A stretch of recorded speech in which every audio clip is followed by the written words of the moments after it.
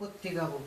Химиялық реакциялардың көпшілігі катализатор өршіткі қатысында жүреді. Катализатор деп химиялық реакцияның жылдамдығын тездететін, бірақ реакция барысында жұмсалмайтын затты айтатын сіздер білесіздер. Сутек пероксидінің айырылуы реакциясы да каталитикалық реакцияға жатады.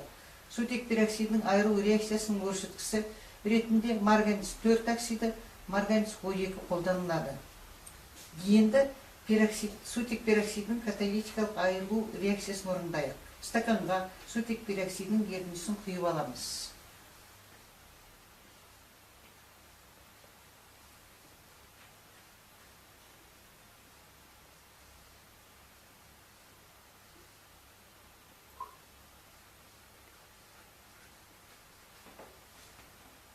Оның үстіне осы реакцияның өршіткісі марганец 4 оксидін саламыз.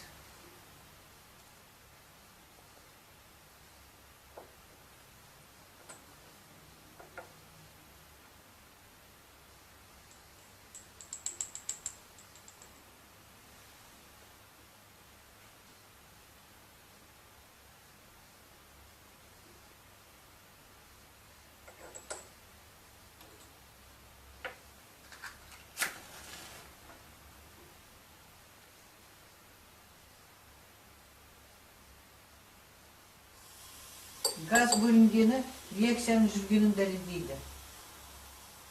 Бөлінген газдың оттек екенін шоқтанған шыраның көмегімен анықтаймыз.